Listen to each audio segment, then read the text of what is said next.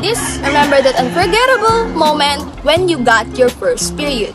It's a milestone in every girl's life, marking the beginning of a journey through womanhood. But you ever wonder what goes behind the scenes? Today, we're diving deep into complex feedback mechanism of female reproductive system. So what are you waiting for? Let's go!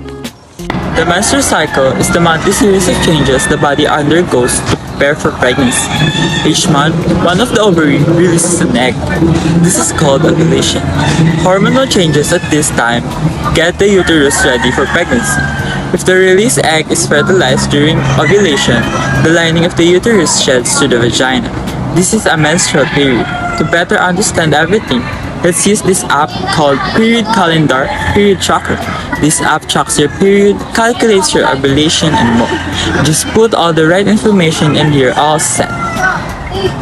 The average menstrual cycle may last for about 21 to 35 days. Depending on the person's body, there are 4 phases in the menstrual cycle. The first one in the menstrual phase, this phase happens on the first 5 days of menstrual cycle. During the menstrual phase, the lining of the uterus breaks down in the shed, with some blood through the vagina. On the calendar, the pink mark indicates the menstrual phase.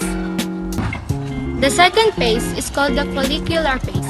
This is the time between the end of menstruation and ovulation. This occurs from day 6 to day 30.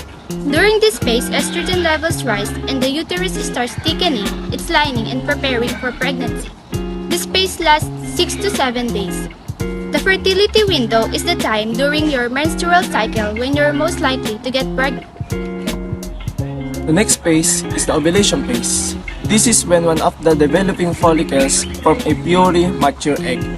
When ovulation occurs, the egg is released from the ovaries into the fallopian tube. After the egg is released from the uterine lining, thickens even more to receive the egg.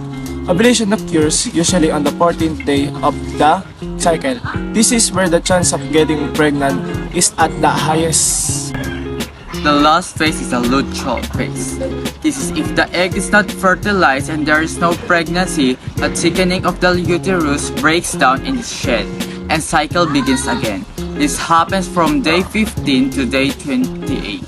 However, if the egg is fertilized by a sperm as it travels down the fallopian tube, then the pregnancy occurs. The fertilized egg attaches to the lining of the uterus after fertilization. The egg and sperm very quickly emerge and divide to become an embryo, and chemicals are released to stop the other sperm from entering. Studying the menstrual cycle provides individuals with their valuable insight into their reproductive health by allowing them to monitor the regularity and the characteristics of their period, identify any irregularities or abnormalities that may indicate underlying health issues, and seek appropriate medical care when necessary. Additionally, understanding the menstrual cycle enables individuals to track their fertile window, aiding in family planning, decision, and reproductive choice.